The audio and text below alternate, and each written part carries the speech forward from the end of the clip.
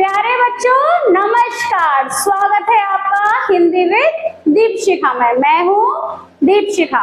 बच्चों आज हम क्लास 10 का क्षितिज बुक में से चैप्टर स्टार्ट करेंगे आत्मकथ्य।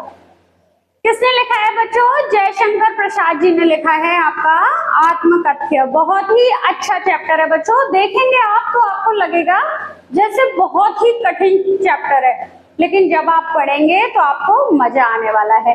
चलिए समय व्यर्थ न गवाते हुए प्रारंभ करते हैं आत्मकथ्य। देखिए बच्चों, ये हैं जयशंकर प्रसाद जी। जयशंकर प्रसाद जी का जन्म हुआ था वाराणसी में। इन्होंने साहित्य के लिए अपना बहुत योगदान दिया बच्चों। कामायनी इनकी फेमस बुक है। इन्होंने और भी बहुत सारी बुक्स लिखी, जैसे अजातशत्रु, चंद्रगुप्त, स्कंदगुप्त, ध्रुवसामिनी, कंकाल, तितली, इरावती, आकाशदीप, आंधी, इंद्रजाल, चित्राधार, कानन कुसुम, झरना, आंसू, लहर और कामायनी। कुछ बच्चों इनके नाटक हैं, कुछ इनकी किताबें हैं और देखिए कुछ हैं काव्य कृतियां। तो बच्चों आत्मकथ्य पाठ की शुरुआत होती है। क्या हुआ था कि एक पत्रिका से जुड़े हुए थे जयशंकर प्रसाद जी। तो उसमें कहा गया कि सभी अपनी अपनी आत्मकथाएं लिखें। आत्मकथा क्या होती है बच्चों? ऑटोबायोग्राफी। कि ऑटोबायोग्राफी लिख के दें, फिर हम उसमें छपवाएंगे। अब जयशंकर प्रसाद जी से जब कहा गया तो जयशंकर प्रसाद जी बोले कि मेरी जिंदगी में ऐसा कुछ है ही नहीं जिसको मैं लिखूं। तो जयशंकर प्रसाद जी ने आत्मकथा ना लिखने के बारे में कहा और आत्मकथा नहीं लिखी। इसका उत्तर स्वरूप में उन्होंने एक कविता लिखी जो है बच्चों आत्मकथ्य। आत्मकथ्य, पहली बात तो यही आती है बच्चों कि आत्मकथ्य क्या है। आत्मकथ्य होता है बच्चों अपने द्वारा कही हुई बात, अपने मन की बात कह सकते हैं आप, अपने द्वारा कही हुई बात। अब देखिए, एक अपने द्वारा कही हुई बात मतलब आत्मकथ्य, और अपने जीवन की सारी बातें लिखना वो होता है आत्मकथा। ये एक संस्मरण की तरह है बच्चों, ठीक है। चलिए तो प्रारंभ करते हैं। क्या कहते हैं जयशंकर प्रसाद जी? मधुर गुनगुना कर कह जाता कौन कहानी यह अपनी, मुरझा कर गिर रही पत्तियां देखो कितनी आज घनी। बच्चों मैं हमेशा आपसे कहती हूँ, आप कोई भी कविता, दोहा, सोरठा ये पढ़ें तो आप कोशिश करें कि आप इसको कोई गीत के अकॉर्डिंग कोई भी कुछ गुनगुना के पढ़ें, जिससे क्या होगा वो याद हो जाएगा आपको बच्चों। देखो अब आप इसको भी ऐसे पढ़ोगे ना तो आपको शब्द याद नहीं होंगे, लेकिन इसे ही आप ऐसे पढ़ो, मधुर गुनगुना कर कह जाता कौन कहानी यह अपनी, मुरझा कर गिर रही पत्तियां देखो कितनी आज घनी। इस गंभीर अनंत नीलिमा में असंख्य जीवन इतिहास, ये लोग करते ही रहते हैं अपना व्यंग मलिन उपहास। तब भी कहते कह डालूं दुर्बलता सारी अपनी बीती, तुम सुनकर सुख पाओगे देखोगे यह गागर रीति। किंतु कहीं ऐसा ना हो कि तुम ही खाली करने वाले, अपने को समझो मेरा रस ले अपनी भरने वाले। यह विडंबना अरे सरलते तेरी हंसी उड़ाऊं मैं, भूले अपनी या प्रवंचना औरों की दिखलाऊं मैं। उज्जवल गाथा कैसे गाऊं मधुर चांदनी रातों की, अरे खिलखिला कर हंसते होने वाली उन बातों की। मिला कहाँ वह सुख जिसका मैं स्वप्न देख कर जाग गया, आलिंगन में आते आते मुस्कुरा कर जो भाग गया। जिसके अरुण कपोलों की मतवाली सुंदर छाया में, अनुरागनी उषा लेती निज सुहाग मधुमाया में। उसकी स्मृति पाथे बनी है, थके पथिक की पंथा की। सीवन को उधेड़ कर देखोगे क्यों मेरी कंथा की। छोटे से जीवन की कैसे बड़ी कथाएं आज कहूँ, क्या यह अच्छा नहीं कि औरों की मैं सुनता मौन रहूं। सुनकर क्या तुम भला करोगे मेरी भोली आत्मकथा, अभी समय भी नहीं है, थकी सोई है मेरी मौन व्यथा। देखिए बच्चों, अब ये मैंने आपको सारी आत्मकथा सुना दी, सुनकर तो आपको बड़ी अच्छी लगी होगी। चलिए बच्चों, तो अब मैं आपको सिखाती हूँ इसका अर्थ क्या होता है। अब जयशंकर प्रसाद जी अपने मित्रों से कह रहे हैं, क्योंकि मित्र कह रहे थे अरे नहीं प्रसाद तुम भी अपनी आत्मकथा लिखो, आत्मकथा लिखो।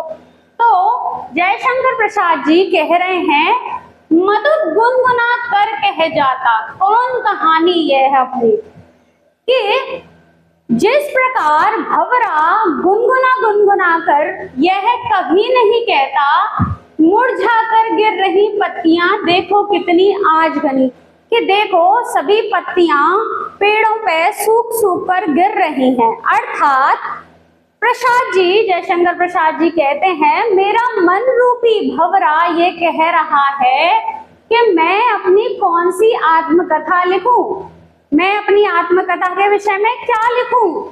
मुरझा कर गिर रही पत्तियां देखो कितनी आज घनी। यहाँ उन्होंने मुरझी हुई पत्तियां किसको लिया है बच्चों? उन्होंने लिया है अपने जीवन के संकट, परेशानियां, जो दिक्कतें उन्होंने बचपन से और अब तक झेली हुई हैं। वो कहते हैं कि मेरे जीवन में इतनी समस्याएं हैं, मेरा जीवन इतना निराशापूर्ण रहा है कि मैं कौन सी बातों के बारे में बताऊं, क्योंकि मुझे कोई सुख ही नहीं मिला है। इस गंभीर अनंत नीलिमा में असंख्य जीवन इतिहास, ये लोग करते ही रहते हैं अपना व्यंग मलिन उपहास। वे कहते हैं इस गंभीर अनंत नीलिमा में, अर्थात हम सब आसमान के नीचे रहते हैं बच्चों, तो वो कहते हैं इस गंभीर आसमान के तले ना जाने कितने असंख्य जीवन इतिहास हैं, कितने ही लोग हैं जो अपने जीवन की कथाएं लिख रहे हैं। अर्थात बहुत सारे व्यक्ति अपना अपना इतिहास आत्मकथा के जरिए बताते हैं।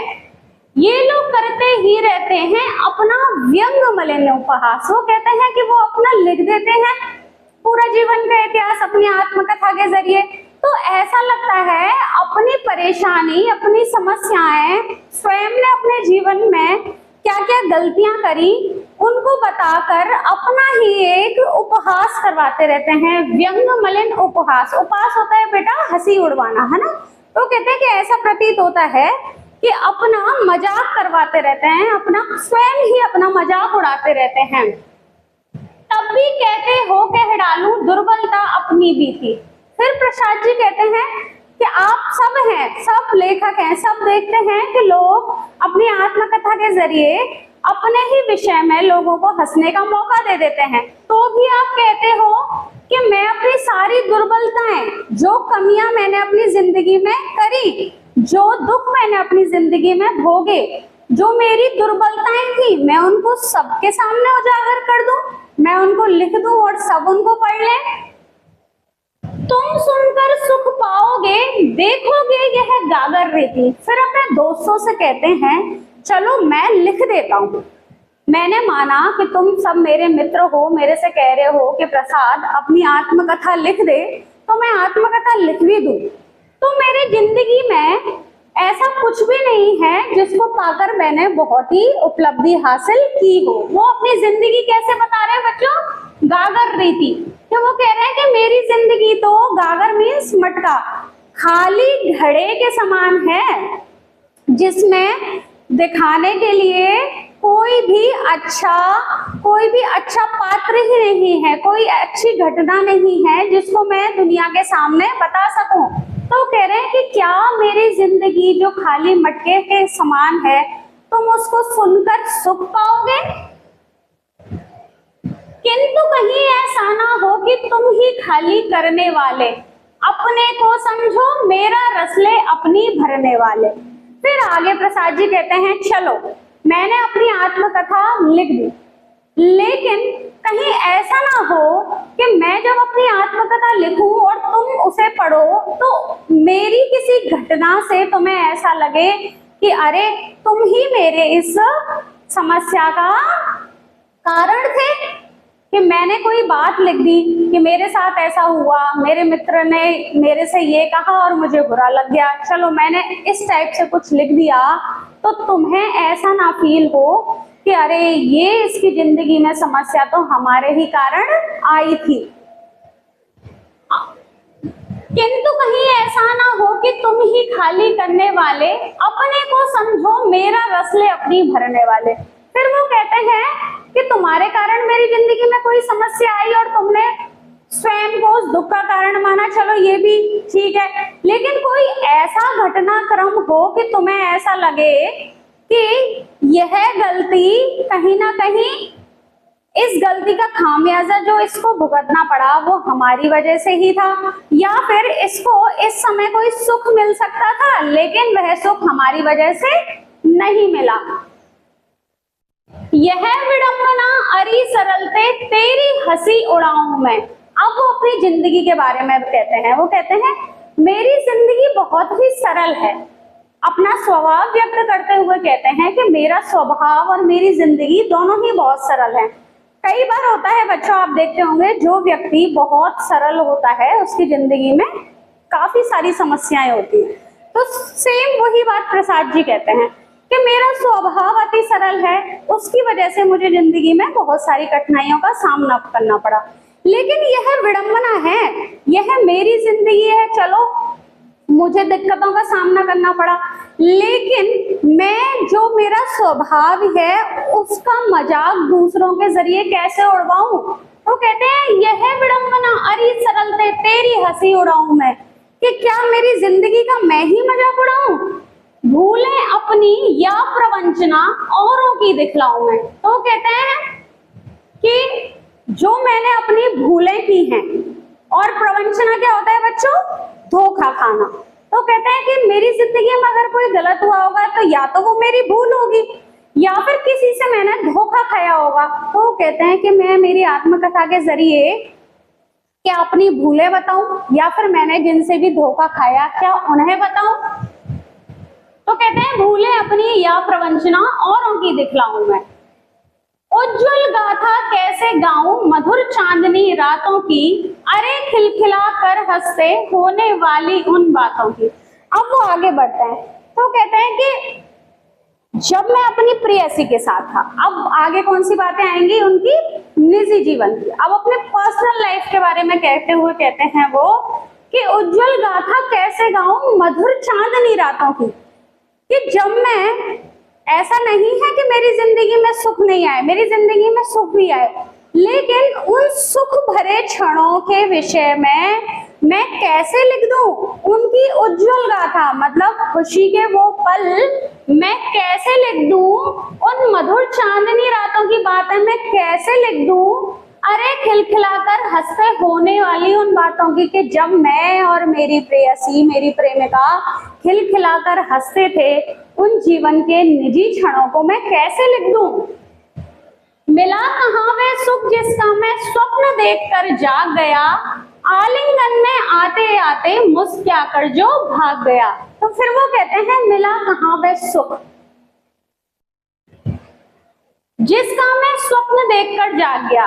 कि क्या होता है बच्चों, जैसे कई बार होता है हम बहुत अच्छा सपना देख रहे होते हैं, लास्ट तक हमें कोई चीज मिलने ही वाली होती है, लेकिन जब भी मम्मी क्या हो जाती है बेटा उठ जाओ, और हम उठ जाते हैं, है ना। तो कई बार ऐसा लगता है यार थोड़ा सा और सो लेते तो वो हमारा सपना कंप्लीट हो जाता। ऐसे ही प्रसाद जी याद करते हुए कहते हैं कि मिला कहाँ वह सुख जिसका मैं स्वप्न देखकर जाग गया, कि अरे मेरी प्रेयसी के साथ भी मुझे वो सुख कहाँ मिला, क्योंकि जैसे ही मैं उसको आलिंगन में लेने वाला था, जैसे ही मेरा सपना टूट गया, जैसे ही मैं आलिंगन क्या होता है बच्चों, बाहों में लेना, हग करना है ना, आप हग जानते हो। तो कहते हैं कि मिला कहाँ वह सुख जिसका मैं स्वप्न देखकर जाग गया, आलिंगन में आते आते मुस्कुराकर जो भाग गया। कि मुझे जैसे ही मैं अपनी प्रेयसी को आलिंगन में लेने वाला था, मेरी प्रेयसी चली गई। ठीक उसी प्रकार हुआ मेरे साथ, जैसे कोई बहुत ही सुंदर सपना देखता है और सुंदर सपने में मुस्कुरा के एकदम से भाग जाता है। जिसके अरुण कपोलों की मत वाली सुंदर छाया में अनुरागिनी उषा लेती थी निज सुहाग मधुमाया में। देखिए अब वो अपनी प्रेयसी के बारे में बताएंगे कि मेरी प्रेयसी कैसी थी। तो वो कहते हैं जिसके अरुण कपोलों की मत वाली सुंदर छाया में, अरुण मतलब बच्चों लाल, कपोल मतलब गाल। तो कहते हैं कि मेरी जो प्रेयसी थी उसके गाल तो इतने लाल इतने सुंदर थे, अनुरागिनी उषा लेती थी निज सुहाग मधुमाया में। तो कहते हैं जिस प्रकार भोर होती है ना बच्चों, उषा, उषा मतलब सवेरा सुबह, तो वो कैसी होती है, लालिमा होती है ना।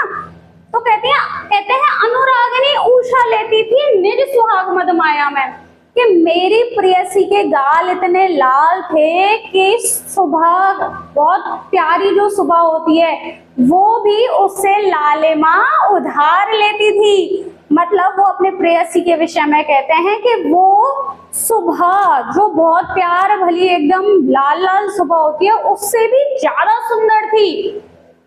उसकी स्मृति पाथे बनी है थके पथिक की पंथा की।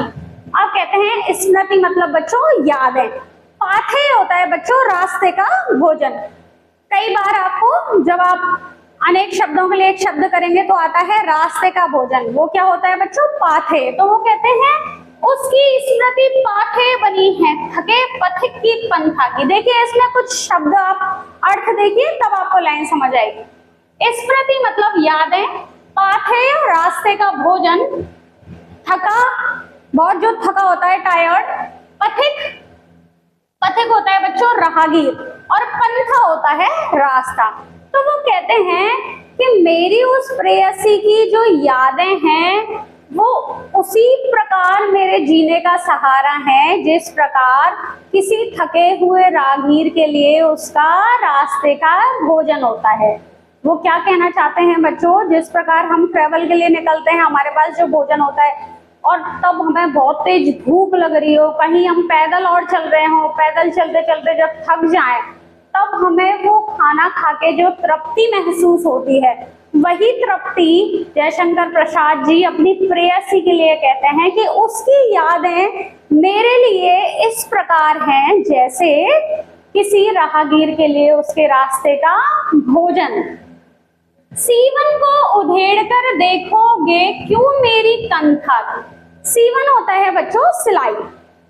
अब भी कई बार बहुत बुजुर्ग जो महिलाएं होती हैं वो सिलाई ना कहके सीवन कहती हैं कि लाओ सीवन कर देती हैं। तो वो कहते हैं सीवन को उधेड़ कर देखोगे क्यों मेरी कंथा की। कंथा क्या होता है बच्चों, कंथा होते हैं बच्चों कढ़ाई, है ना। तो जैसे कपड़ा फट जाता है तो मम्मी दादी उसको क्या करती है, सिल देती हैं या उस पर रफू करा देती हैं। ठीक उसी प्रकार प्रसाद जी कह रहे हैं कि उसकी यादें मेरे जीवन का सहारा हैं, लेकिन क्या तुम चाहते हो कि मैं उसकी यादों के विषय में, अपने जिंदगी के सुंदर क्षणों के विषय में लिखकर सबको गा गा कर बता दूं। क्योंकि वो कहते हैं कि जो मेरी जिंदगी में दिक्कतें थी मैं उनको भुलाकर आगे बढ़ आऊं, मैं उन्हें एक नजरिए से ऐसे देखता हूं कि वह समय बीत गया है। तो कहते हैं अब क्या तुम मेरी जिंदगी को, सिली हुई जिंदगी को दोबारा से उधेड़ कर देखना चाहते हो। छोटे से जीवन की कैसे बड़ी कथाएं आज कहूं। फिर वो कहते हैं कि मेरा तो छोटा सा जीवन था। आपको पता है बच्चों, ये आत्मकथा लिखने के महज 4 साल बाद ही जयशंकर प्रसाद जी की मृत्यु हो गई थी। तो उनकी उम्र बहुत ज्यादा नहीं थी, लेकिन फिर भी वो उस टाइम भी कह रहे हैं, देखिए कि छोटे से जीवन की कैसे बड़ी कथाएं आज हो, कि मेरा तो जीवन ही छोटा सा रहा है, उसकी बड़ी बड़ी गाथाएं कैसे गाऊं, मैं कैसे डींग मारूं, मैंने ये किया वो किया, मुझे ये अवार्ड मिला, मैं वहां तक गया, मैंने ये कहानी ऐसी लिखी। तो कहते हैं मेरा जीवन तो बड़ा सरल, महज छोटा सा, बहुत ही सुलझा हुआ रहा है, जिसमें दुखों के अलावा मुझे कुछ भी प्राप्त नहीं हुआ है। तो कहते हैं छोटे से जीवन की बड़ी कथाएं कैसे कह दूं, क्या ये अच्छा नहीं कि औरों की मैं सुनता मौन रहूं? फिर वो वापस से कहते हैं मैं लिखूंगा कुछ, इससे अच्छा यही नहीं है कि मैं दूसरों की सुनूं और चुप रहूं। मौन क्या होता है बच्चों? चुप रहना। तो कहते हैं कि मेरी जिंदगी में तो कोई बहुत बड़े बड़े घटनाक्रम नहीं हुए हैं, कोई भी ऐसी बात नहीं है जो दूसरों को प्रेरणा दे सके, तो इसके लिए यही अच्छा रहेगा कि मैं चुप रहूं और दूसरों की आत्मकथाएं पढ़ता रहूं।